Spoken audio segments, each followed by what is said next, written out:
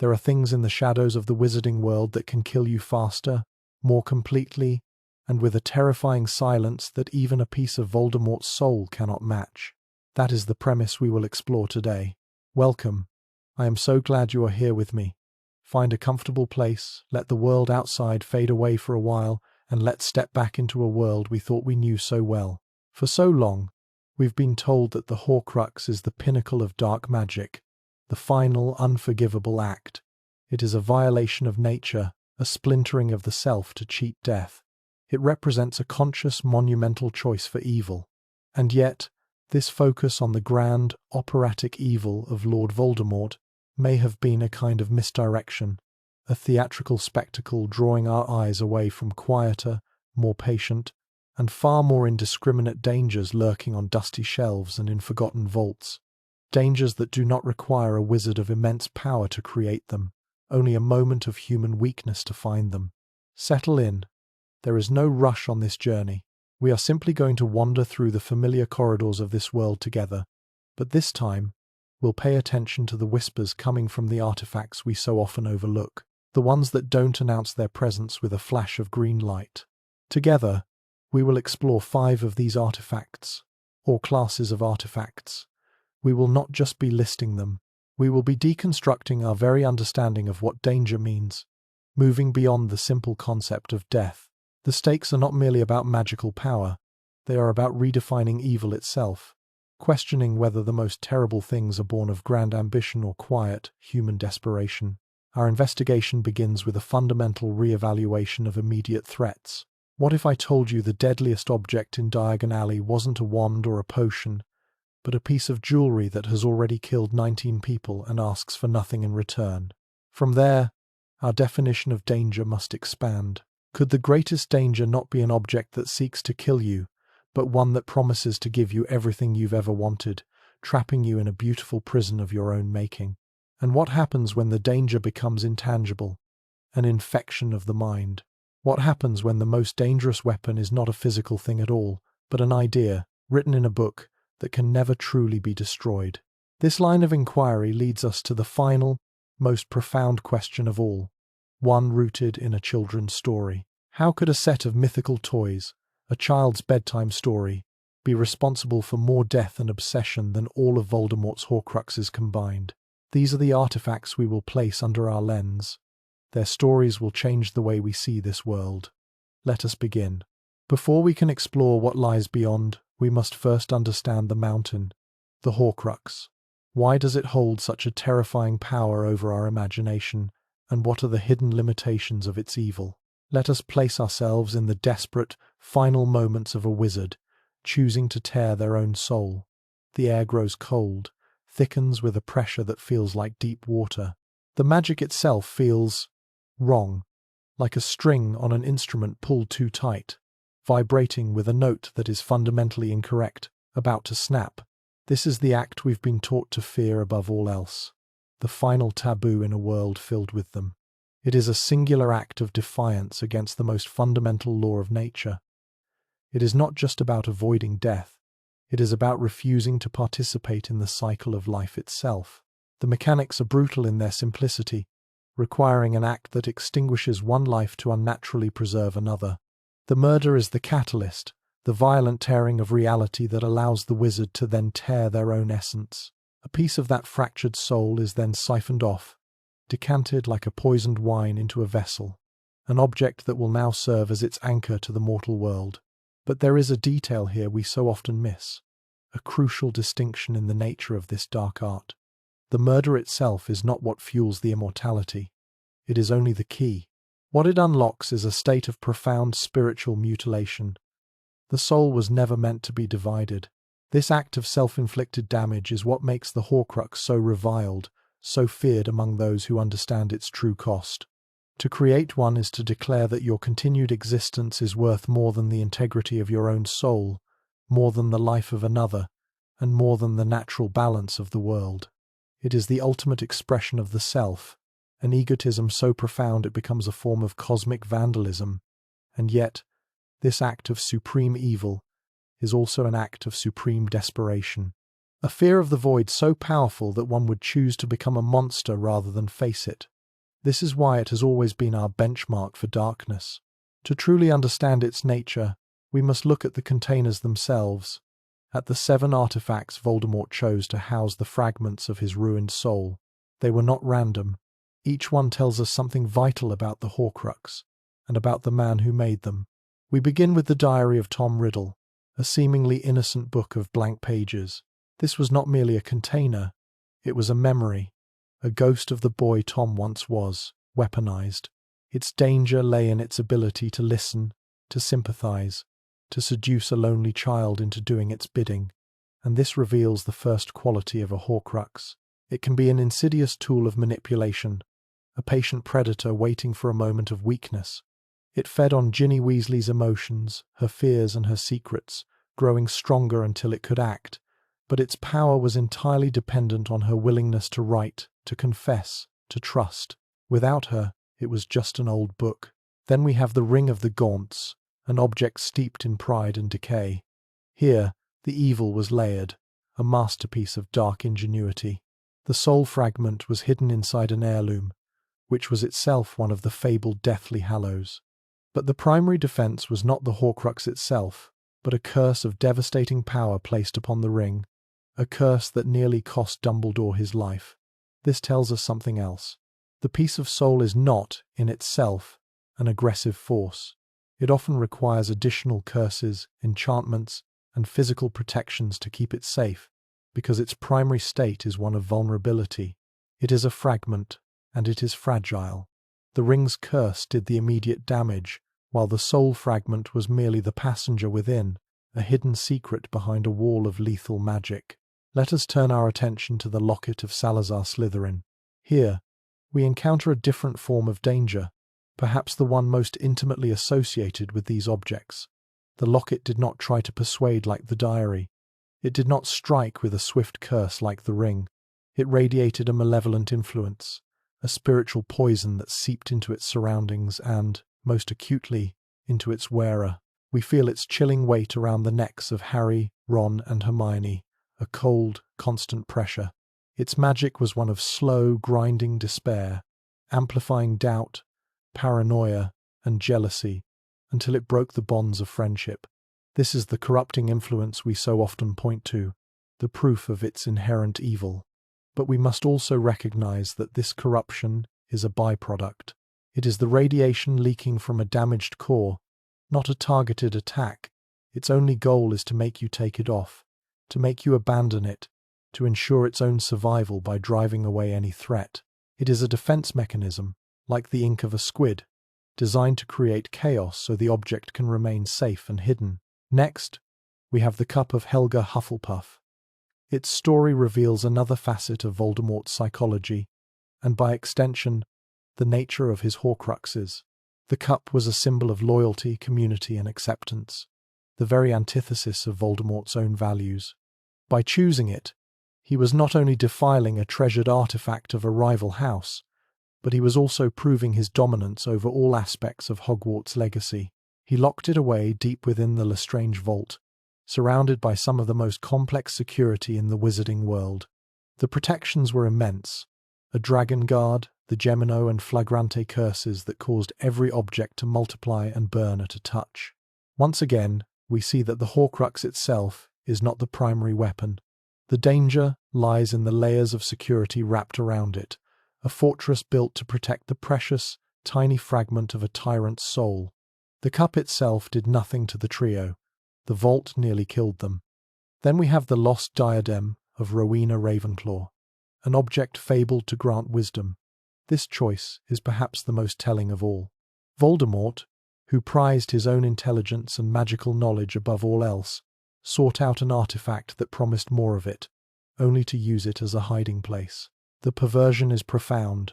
A tool for enlightenment becomes a receptacle for a piece of a soul darkened by ignorance and fear.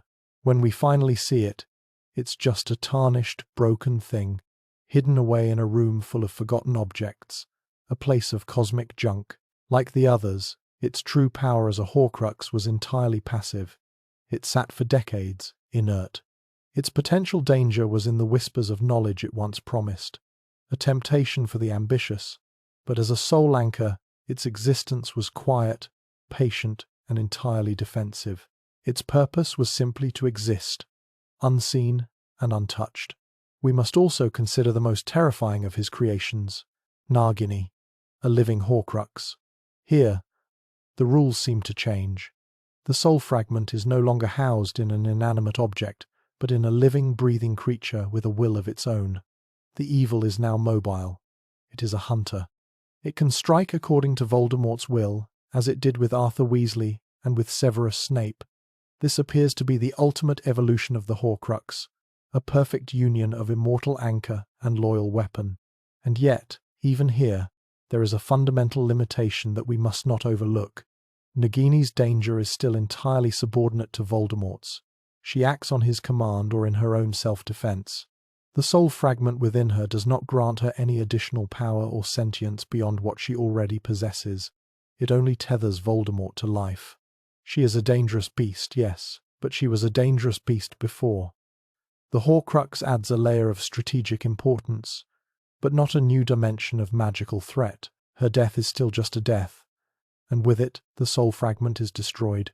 Finally, we arrive at the most unusual case, Harry Potter himself, the Horcrux that was never meant to be.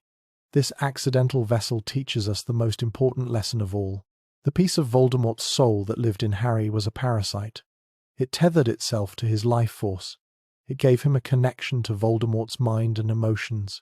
It even lent him the ability to speak to snakes. But it never once threatened to take him over. It never once tried to control him. Despite living inside him for 17 years, the soul fragment was a passenger, unable to seize control of the vessel.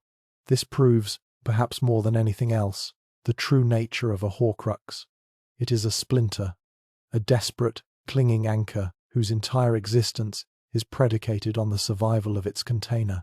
Its power is not one of dominion, but of endurance. And this is where the grand re-evaluation must begin. When we assemble all the evidence, from the diary to the diadem, from the locket to Harry himself, a consistent pattern emerges.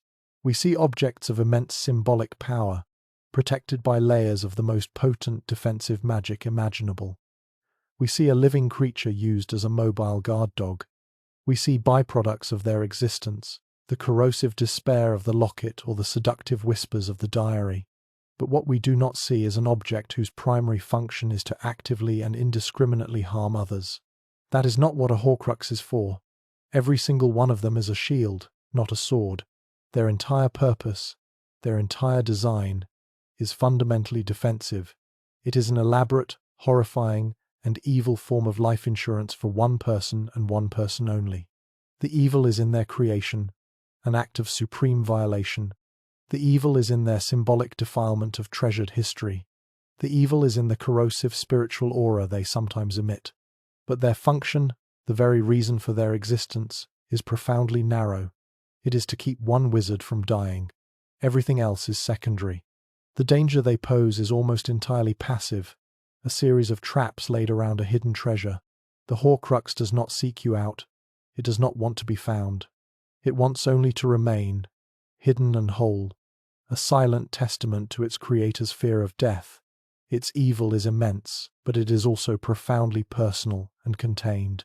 But what if an object's danger was not tied to one person? What if its purpose was not to hide but to be found? What if its danger was for everyone? Now that we understand the intricate, personal, and ultimately defensive nature of a Horcrux's evil, let's turn our attention to something far simpler, and far, far faster. In the cluttered darkness of Borgin and Berks, amidst objects of twisted ambition, sits a necklace. It has no master. It holds no soul fragment. It simply waits. And it has a body count higher than most Death Eaters. Let's stay here for a moment, in this shop on Nocturne Alley. Let the dust settle in your mind, the motes dancing in the slivers of grimy light that manage to pierce the gloom. The air itself feels heavy, thick with the scent of old parchment, cursed metal, and the faint, lingering residue of dark intent. Every object on every shelf seems to hold its breath as we pass, watching with a kind of inanimate intelligence. And over there, on a cushion of faded velvet that might have once been a royal purple, lies a thing of impossible beauty, an opal necklace that seems to hum with a malevolent patience. It is exquisite. It is also a lie. This object has no grand lineage that we know of, no connection to the founders of Hogwarts or a fabled line of dark wizards. Its history is far more brutal, written not in history books but in the quiet, anonymous death notices of 19 different muggles. 19 owners, each one a mystery to us, each one a life cut short not by a spell or a potion, but by the simple, fatal act of possession. We are told they all died. We are not told how, but we can guess. The details are left to our imagination, and perhaps that is where the true horror begins. We can almost see them, these unsuspecting people, finding a beautiful piece of jewelry at a market or inheriting it from a relative. They would have felt its weight in their hands, admiring the fire in the stones, completely unaware of the countdown that had just begun. Their stories are lost. All that remains is the number, a testament to the necklace's silent, tireless efficiency. This is not the strategic, ego-driven evil of Lord Voldemort. This is something else entirely, something more elemental. A Horcrux, as we have seen, is a fortress built around a tiny, terrified fragment of a soul. Its defenses are complex, its influence often subtle, its ultimate purpose selfishly singular. The necklace, however, has no purpose beyond its function. It is not preserving anyone. It is not a key to immortality. It is a weapon reduced to its purest, most terrifying form. It asks for nothing. It only kills. Here is where the distinction becomes critically important. The danger of a Horcrux is latent. It must be activated. Ginny Weasley had to pour her soul into the diary. Ron had to wear the locket and allow its poison to fester in his mind. Dumbledore had to put on the ring. In every case, the victim must first engage with the object, creating an opening for its influence. But the opal necklace, it makes no such demands. It does not need your trust, your fear, or your ambition. It needs only the briefest, most incidental contact with your skin. A single touch is all it takes to trigger a curse of such profound and devastating power that it seems to defy all known magical defenses. It is not an infection, it is an execution. Let us leave the dusty quiet of the shop and walk out into the snow. We find ourselves on a street in Hogsmeade, the air crisp and cold, the world muffled by a fresh white blanket. We see 3 friends, laughing, and we see a boy, his face pale with a fear so deep it has hollowed out his eyes, following them. For a moment, we are not an observer. We are Draco Malfoy, a terrified boy, holding a package that could kill him with a single misstep. The paper feels thin, inadequate, a flimsy barrier between his own skin and the absolute death contained within. His heart is a frantic drum against his ribs. He is not a predator in this moment. He is a child forced to handle a live grenade, and his own life is just as forfeit as his target's if he makes one mistake. He knows what this object does. He knows its history. He chose it for its raw, unstoppable power. But holding it, feeling its presence even through the wrapping, is a different thing entirely. This is not a spell he can control with a word and a flick of the wrist. It is an independent agent of destruction he can only hope to aim before it consumes someone. Perhaps it even consumes a part of the wielder. Spiritually, the chilling dread of its presence seeping into his bones. He is not just carrying a weapon. He is carrying a guaranteed death, waiting for a recipient. The terror of that responsibility, for a boy who had never truly been tested, must have been an agony all its own. And then the moment arrives. An argument, a scuffle, and the package is thrust into the hands of Katie Bell. Draco's part in the story is over, his terror transferred to us, the watchers. We see the paper tear, we see the glove on her hand, a thin layer of wool that should be enough, that we pray is enough. But it is not.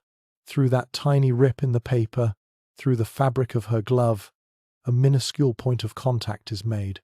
A single square centimetre of skin meets the ancient, cursed metal, and the world stops.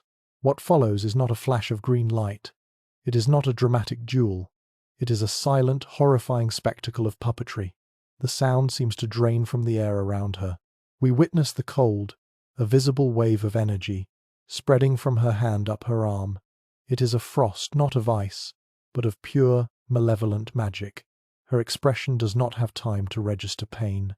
It is frozen in a mask of shock as her body is lifted off the ground, not violently, but with a smooth, unnatural grace. She rises 6 feet into the winter air, her arms flung wide, her head thrown back as if in rapture.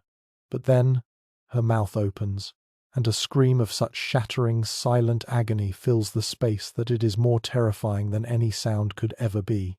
She is a marionette, and a force of unimaginable cruelty is pulling the strings. This is the power of the necklace, displayed in the open, immediate, unstoppable.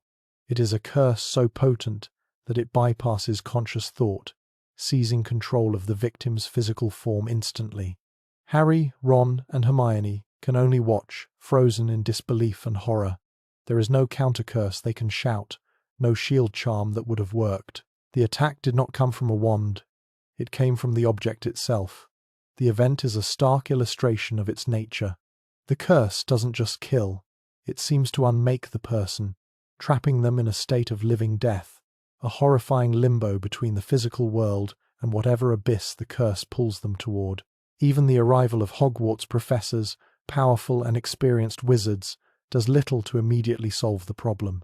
When Severus Snape arrives, a wizard with a knowledge of the dark arts second only to Voldemort himself, he does not have an easy solution. He can contain it, he can manage the symptoms, he can prevent her immediate death, but the language used implies a long, arduous process of recovery.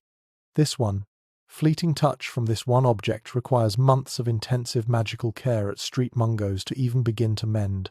This tells us everything we need to know about the sheer concentration of dark magic bound within those opals.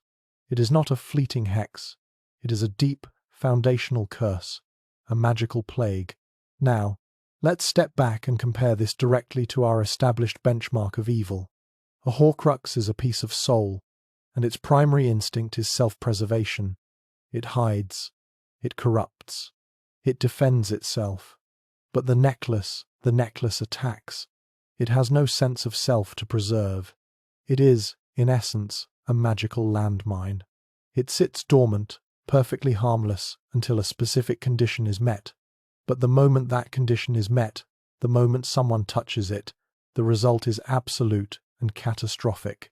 It does not care if the person is a muggle, a wizard, a child, or a dark lord. It does not discriminate. Its malice is universal. Imagine for a second that this necklace was not in Borgin and Burke's, a place wizards know to be dangerous. What if, through some accident of history, it ended up in a Muggle antique store in London, or a flea market in Paris? It would not sit there for long.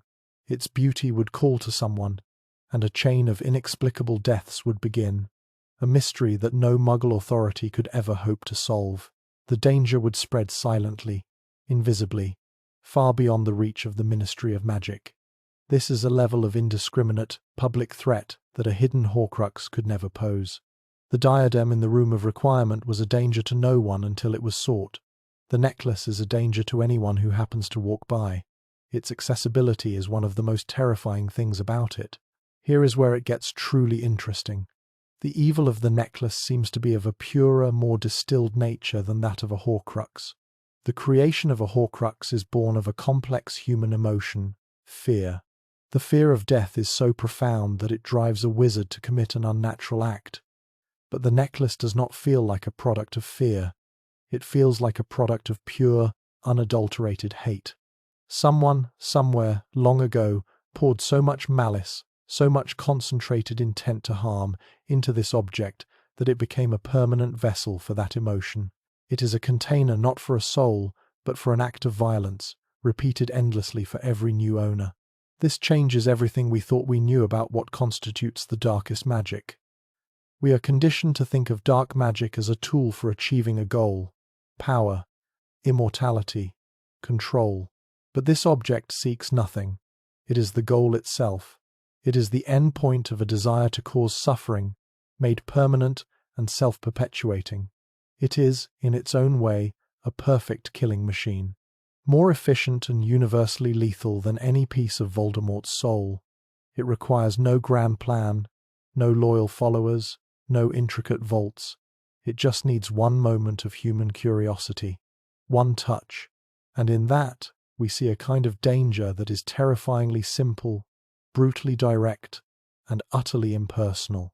The necklace represents a purely physical, immediate threat, but some objects offer a more strategic, insidious form of danger, a tool not for a single death, but for enabling countless more. The opal necklace was a dead end, a final brutal stop for anyone who touched it. But some objects are not an end. They are a beginning, an opening, a key. Let us return to that same shop on Nocturne Alley, its air thick with forgotten cruelties. This time, our gaze falls upon something less ornate, something far more unsettling. There, on a grimy shelf, sits a withered, severed human hand. Its skin is like grey parchment stretched over bone, its fingers curled into a permanent grasping claw. There is a profound stillness to it, a cold that seems to drain the warmth from the air around it. This is the hand of glory. Its purpose is not immediate destruction, but tactical perfection. It offers its holder a unique and absolute advantage. Once a candle is lit and placed in its grip, a strange light is born, a light that only the bearer can perceive. For everyone else, it brings a darkness so complete, so silencing, that it feels like the world itself has been switched off. And it offers a second gift as well, one far more sinister. It can render those caught in its vicinity entirely immobile, frozen in place like statues. We have witnessed this tool in action, carried through the halls of Hogwarts not by a fearsome Dark Lord, but by a pale, trembling boy. Draco Malfoy held it before him, a macabre lantern guiding Bellatrix Lestrange and Fenrir Greyback towards the castle's highest tower.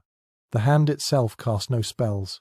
It harmed no one directly. Yet, it was the silent enabler of the entire invasion, the instrument that nullified the castle's defenders and cleared the path for Dumbledore's death. Its presence was the quiet first note in a symphony of tragedy. Here, the very definition of danger must shift for us once more. A Horcrux is a shield for one person's soul. The necklace is a sword that strikes anyone, but the hand of glory is neither. It is a skeleton key, and its evil is measured by the doors it can unlock. We have seen it used by the wizarding elite in their dark campaigns, but perhaps the truest measure of its danger lies in considering whose hands it could fall into next. This is not an artifact that requires a powerful wizard to operate. Its magic is self-contained, simple to activate. This is what makes it so profoundly threatening. It democratizes the art of infiltration. We can see it in the hands of a common house burglar, a desperate soul with no magical training at all. Suddenly, the most secure wizarding home, a place protected by complex wards and enchantments, becomes as vulnerable as an unlocked shed. It nullifies power, it erases advantage, and it puts the predator and the prey on an even field.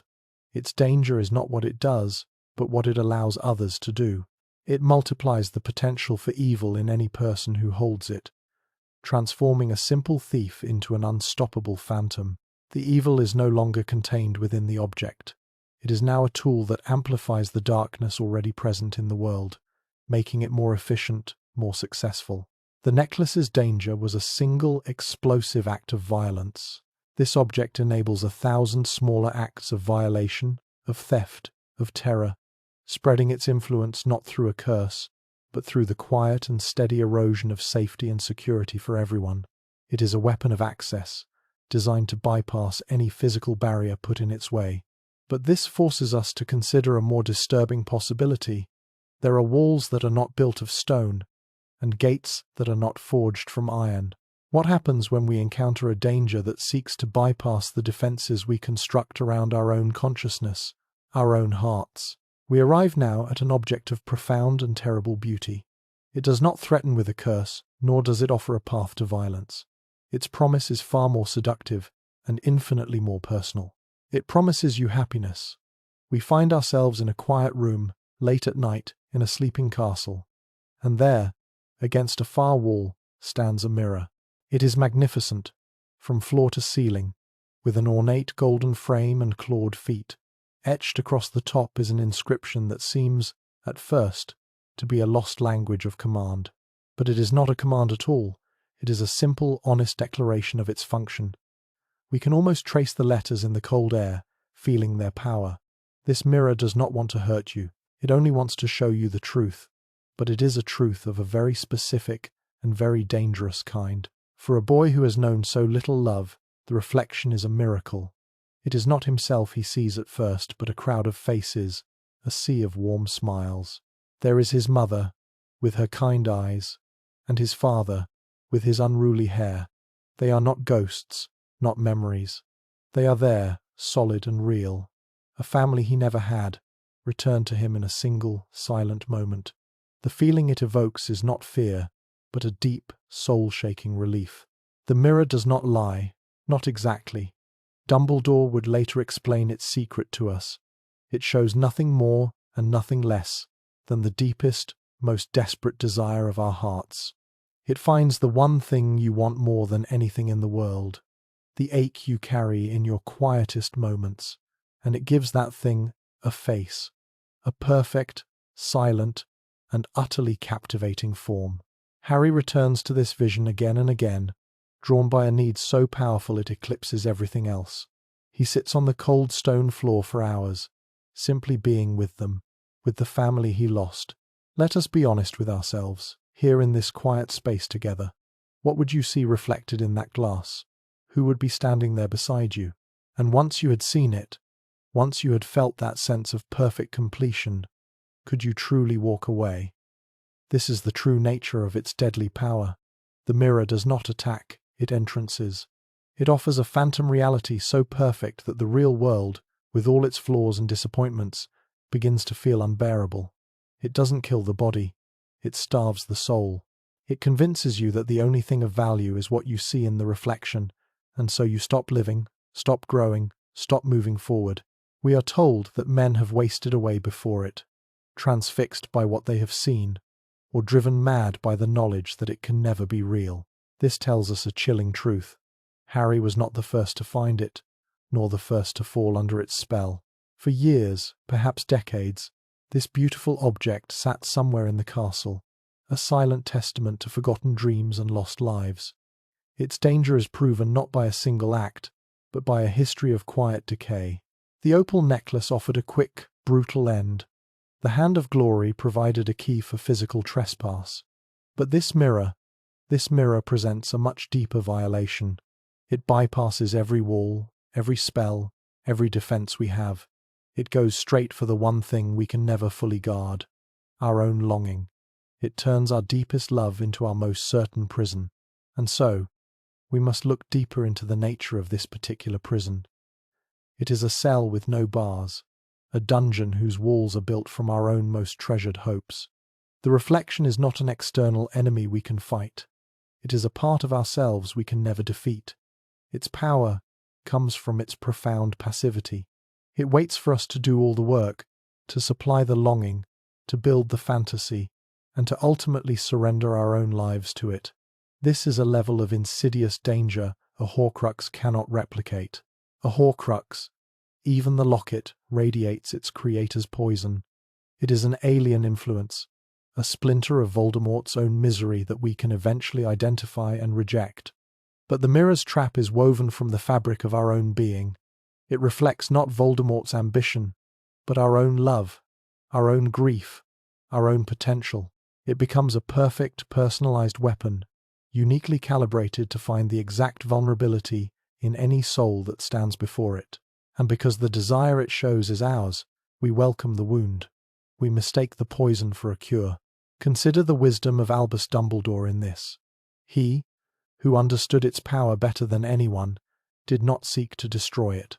He recognized that the object itself was not evil, but merely a catalyst for the weakness that already exists within us. He chose instead to use it, to transform this profound danger into the ultimate lockbox for the Philosopher's Stone. He created a defense that only a person who wanted to find the stone, but not use it, could overcome. This act tells us everything. The mirror's power is in its ability to corrupt desire itself. This reveals a far more subtle threat than simple physical destruction. The necklace kills the body. The mirror can kill the will to live. But what if the desire it shows is not one of love, but of power? What would a young, ambitious Tom Riddle have seen staring back at him from its depths? Perhaps he would have seen himself immortal, triumphant, a lord over the wizarding world. The mirror would not have created that desire, but it would have given it a clear and tangible form, a perfect image to strive for. It could solidify a dark ambition into an all-consuming purpose. It is a silent teacher, a guide that points us down the path of our own potential ruin. The danger, then, is not just in wasting away before a happy vision. It is in being inspired to pursue a terrible one. And this raises a critical question for us. A vision is one thing, a powerful motivator, but it is not a plan. What happens when the danger evolves beyond showing you what you want and starts to give you the actual instructions for how to achieve it? What happens when the danger is no longer a reflection, but a blueprint written in ink? We have moved from a reflection to a text, from a vision of the heart to a set of instructions for the mind. This transition is not a small one.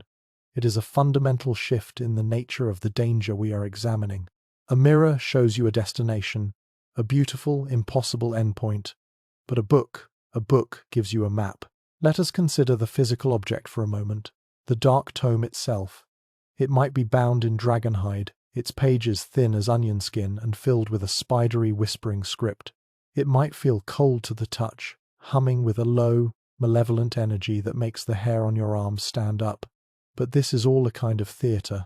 The true danger is something far more subtle and far more intimate.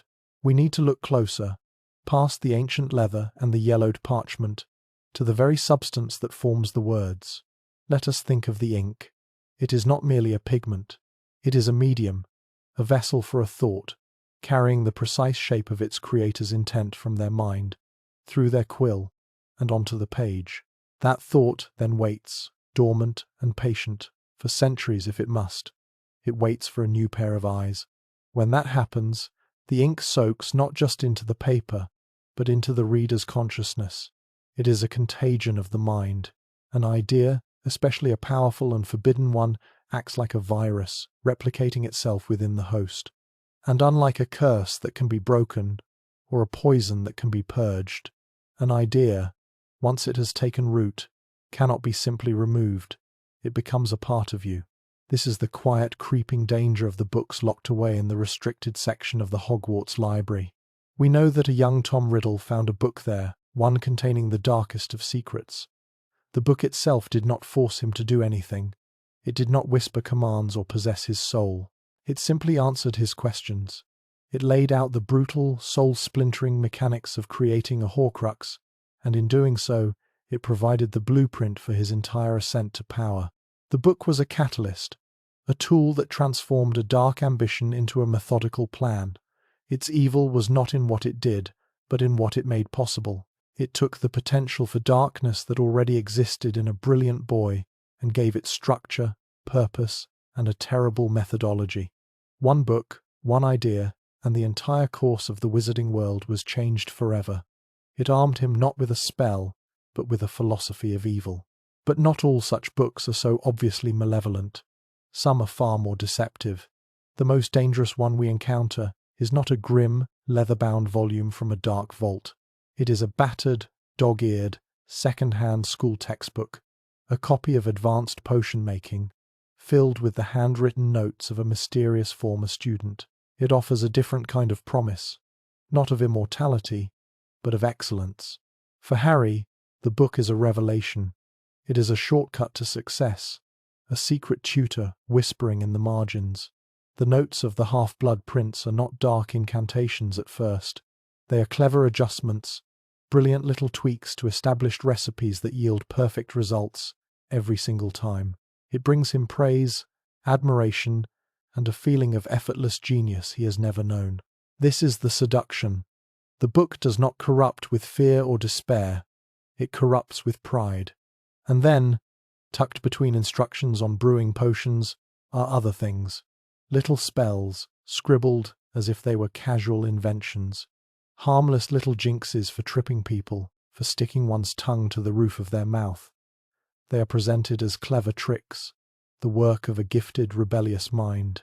The book builds trust, making the reader feel like they are sharing a secret with a friend, a fellow genius.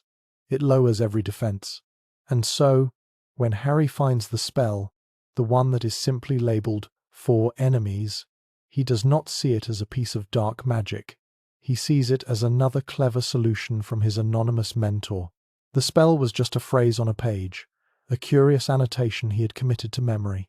In a moment of panic and rage, in a desperate duel with Draco Malfoy, he uses it. He does not know what it will do. He only knows who it came from. The result is not a jinx. It is a butchering. We witness the effect through Harry's horrified eyes. The air is filled not with a bang, but with the sound of tearing. Deep, invisible slashes appear on Draco's face and chest, as if he is being carved by a phantom sword. The pristine white of the bathroom tiles is suddenly, shockingly, stained with a bloom of crimson. The book did not warn him. It did not explain the cost. It simply provided the weapon and waited for him to pull the trigger. This changes everything. A book is not just a carrier of ideas, it is a transfer of responsibility. The prince, whoever he was, created the spell, but Harry was the one who cast it. The object enabled an act of profound violence by someone who never would have conceived of it on his own. The knowledge, divorced from the wisdom and intent behind it, became a pure instrument of harm, and the guilt of that act is a stain that can never be fully washed away. The necklace kills the body, a single, final act. The mirror traps the spirit, a slow, quiet decay. But a book like this one, it does something else. It infects the character. It changes how you think, how you solve problems, what you are willing to do to succeed. An idea, a spell, a piece of forbidden knowledge, once learned and used, becomes a permanent part of your personal arsenal. It is a danger that doesn't end when you put the book down. It lives inside you forever. An idea is the most resilient parasite in the world, capable of spreading from one mind to countless others, changing every person it touches. But what if the most dangerous idea in the entire wizarding world was not hidden away in a dark tome at all? What if it was disguised as something innocent, something every child knew? What if it was a fairy tale? We have arrived at the source of an infection, a danger that spreads not through touch or sight, but through the telling of a story. It is a simple tale, one often told to wizarding children as they drift off to sleep. We can almost hear the soft rustle of old pages, the quiet voice filling a dim room. It is the tale of the three brothers. Three wizards, travelling together at dusk, come to a river too deep and violent to cross. They are powerful men, so they simply raise their wands and conjure a bridge out of the thin evening air. But as they step onto their creation, they find their path blocked by a hooded figure. It is Death, and he feels cheated. He is a clever entity, this personification of the end, so he pretends to be impressed. He congratulates them on their magic and offers each brother a reward for their skill, a prize of their own choosing. This is the moment the trap is laid, a snare that will echo for centuries. The eldest brother, a man who craved conflict, asks for a wand more powerful than any other. Death breaks a branch from a nearby elder tree and fashions a weapon that will make its owner unbeatable in a duel. The second brother, a man of great arrogance, decides he wants to humiliate Death even further. He asks for the power to recall the dead from their final rest. Death stoops, picks up a stone from the riverbed, and tells the brother it will have the power he desires. The third brother, the youngest and wisest, trusts Death not at all. He asks only for something that will allow him to go on from that place without being followed. And so Death, with the greatest reluctance, hands over a piece of his own invisibility cloak. The story itself is an elegant fable about the folly of trying to outwit our own mortality. It is meant to be a simple lesson in wisdom, a book to be closed and placed back on the shelf once the moral is understood. But for some, the story is never put away. They read it again and again, and they begin to see something else hiding between the words. It stops being a warning. It becomes a set of instructions, a promise that if one person could find and unite all three of these fabled objects, they would achieve a final victory. They would become the master of death. This is where the true danger begins. A threat that is not a physical object, but a quest. A legend that takes root in the soul and grows into an obsession so complete it can define a wizard's entire life and their death. The Horcrux was born from one wizard's private terror of the void, a project of singular, selfish ambition. But the hunt for the hallows is born from a universal human dream, to conquer the final enemy. It does not require a dark heart to begin this journey, only a hopeful one, or a grieving one. The corruption comes later, a slow and certain poison that accompanies the search. And the first piece of this terrible and divine puzzle is an object that leaves a trail of blood and ambition across every page of wizarding history. The Elder Wand is not just wood and phoenix feather. It is a historical record written in violence, a chronicle of ambition that ends, always, in a tomb. It seems to learn from each of its masters, absorbing their power, their rage, their desperation, until it becomes less a tool and more an appetite. Its story is one of conquest. It is a story we can trace through the centuries by the bodies it leaves behind. Its evil is not passive. It does not wait to be found. It announces its presence with a roar, with jewels that level mountains and spells that shatter the very fabric of magic. The danger is not that it might kill you, but that it will make others want to kill you. To possess it is to paint a target on your own back for every dark and powerful wizard in the world. It guarantees a life of constant, vigilant paranoia. Every shadow becomes a potential assassin, every stranger a rival. This is a profound departure from any danger we have yet considered. A Horcrux seeks to be forgotten. The necklace kills indiscriminately. The mirror offers a private prison. But the wand craves attention. It is an artifact that generates its own conflict, a self-perpetuating cycle of murder, where the only prize for winning is the right to be the next victim.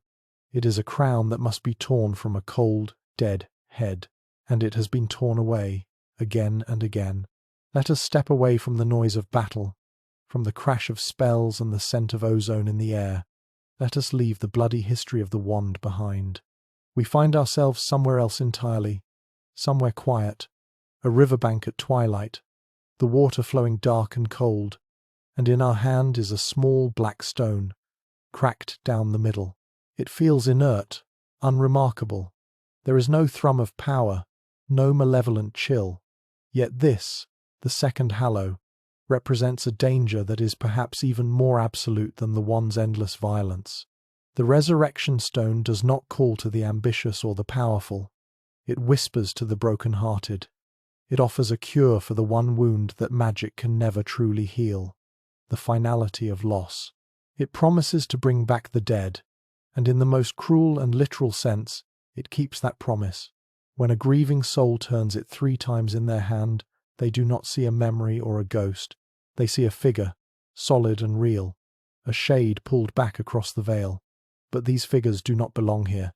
They are cold, they are sad, they suffer, trapped between worlds, and their very presence is a constant, agonizing reminder of what has been lost forever.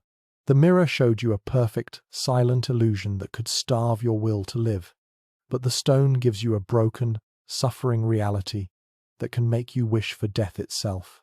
It is a trap woven not from desire, but from love. It turns the source of our greatest strength into an instrument of our most profound torment. A loved one's face, once a comfort, now becomes a source of endless, silent reproach. We can see now how the legend of the hallows creates 2 distinct paths to ruin. The wand offers power over others, a path of external conquest that ends in a violent death. The stone offers power over grief, a path of internal decay that ends in a quiet, soul-crushing despair. One pulls you into the world to fight, the other pulls you out of it to mourn. Both are temptations of mastery over things that were never meant to be mastered. They are 2 prongs of a single perfect trap, designed to ensnare both the wizard who craves power and the wizard who craves peace. But there is a third piece to this puzzle, a third hallow, given to the wisest brother, the one who did not seek to conquer death, but only to hide from him. It seems at last to be the safe choice, not a weapon of conquest, nor a relic of grief. This third object is an instrument of evasion, of quiet passage. We can almost feel its texture now, a substance woven from liquid moonlight, impossibly light, flowing like water over the hand. It is a promise of silence, of being present but unseen. It feels like the answer to the other hallows' violence. For years, we have known this particular cloak as an ally, a friend. It was a father's last gift to his son, a tool for youthful rebellion and late-night adventures through castle corridors. It became Harry's shield, a silent guardian that allowed him to navigate a world of immense danger. It feels like the one hallow without a curse, the one piece of the legend that is purely benevolent. But this comfortable perception is the final, most subtle trap of all. Let us consider what it truly means to be unseen, to be unheard. The wand offers the temptation of power over others. The stone offers the temptation of power over the past. The cloak offers something far more insidious. It offers the temptation of being above the rules entirely. It whispers that you are the exception. The corruption does not arrive in a rush of dark energy. It begins with a simple curiosity, a desire to know. You linger in a room after you should have left, listening to a conversation not meant for your ears. You follow someone down a corridor, learning their secrets. Each small transgression, committed without consequence, sands away at the soul's integrity. The immunity it grants is a slow-acting acid on the character. The world changes when you wear it. You are no longer a participant in the flow of life around you. You are an observer, a phantom standing just outside the warmth of human connection, watching others live. This is a profound and terrifying spiritual solitude. It fosters a detachment that can curdle into contempt, a sense that you are separate from, and perhaps better than, the people you watch. No soul can remain whole in that kind of self-imposed exile. There is another way to look at this. The cloak is said to be death's own mantle. It cannot be torn. It does not age. It is a piece of an eternal, unyielding concept made tangible. Perhaps when you wrap it around your shoulders, you are not merely hiding from the world, you are wrapping yourself in a piece of the end itself, slowly severing your own vital connection to the warmth of the living.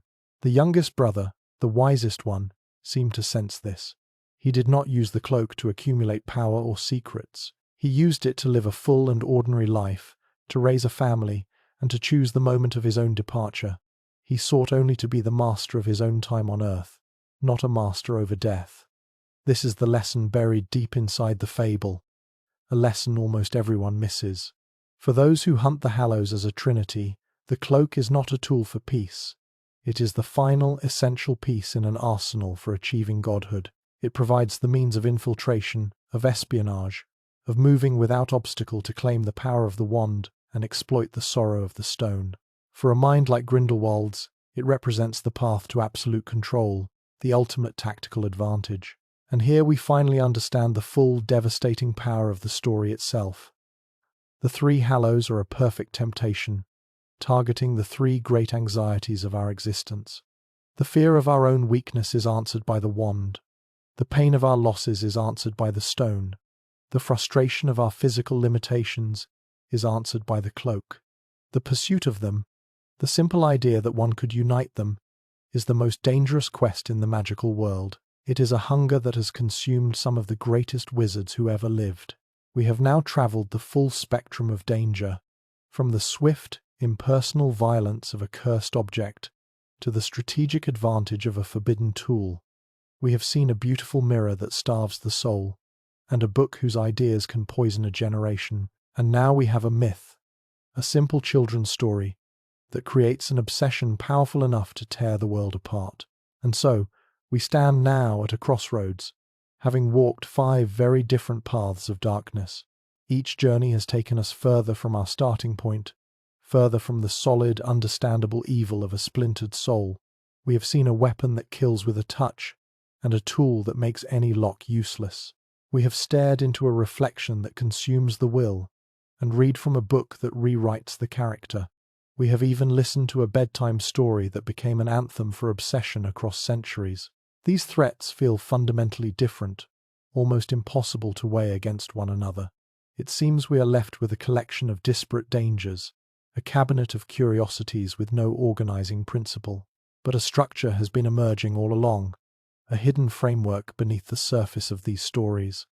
And to see it, we must stop thinking about danger as a measure of power and start seeing it as a measure of reach. The Horcrux, our initial benchmark, represents a danger that is intensely personal. Its entire purpose is focused inward, on the preservation of one wizard. Its threat to others is almost entirely a byproduct of its own defense. But the opal necklace taught us about the first step beyond that. Its danger is purely external, a blast wave that annihilates the physical self of anyone it encounters. It is a danger of the body, immediate and absolute. That is the first level of this new hierarchy. From there, the hand of glory took us a step further. It does not destroy the body, but it does grant access to it. It is a danger of opportunity, a key that unlocks the potential for countless physical threats. Its evil is not in its own action, but in every action it makes possible for its wielder. This is the second level, a tactical danger that multiplies the evil already present in the world. The mirror of erised then drew us inward, showing us a danger that bypassed the physical world entirely. It does not attack the body, nor does it enable attacks upon it. It goes deeper, to the level of the spirit, the will. It presents a danger of the self, turning our own hearts into the walls of our prison. Its devastation is measured in the lives that are not lived, in the quiet, slow surrender of the soul. This is the third, and profoundly intimate, level of our framework. But the Dark Tomes and the Half-Blood Prince's textbook revealed a threat that could escape the confines of a single person. An idea, once written down, can spread from one mind to another, and then to 1,000 more. Its danger is not confined to the self. It is a danger to the collective. It is a contagion of thought that can alter the course of a generation, providing the intellectual architecture for atrocities. This fourth level is where danger becomes ideological, a poison that infects not just a person, but a society. Which brings us to the hallows. Here, the danger ascends to its final, most abstract form. It is no longer just an object, a tool, or an idea. It has become a narrative, a myth. The quest for the hallows is a philosophical trap, a danger that targets our very understanding of life and death. It has the power to consume not just one wizard or one generation, but to echo through history itself, claiming the ambitious and the grieving alike with its impossible promise. This is the fifth level, an existential danger that redefines the very purpose of existence for anyone who believes in it. We now have a new lens through which to see, a spectrum of peril that moves from the skin, to the will, to the mind, and finally, to the soul of history itself. We have moved from a single act of violence to the very story that inspires it. Our original question was simple. Could anything be more dangerous than a Horcrux? We can now see that the question itself was the beginning of the journey. The real question is far more nuanced and far more vital. What is the truest measure of darkness? Is it the weapon that ends a life, or the story that corrupts the meaning of it?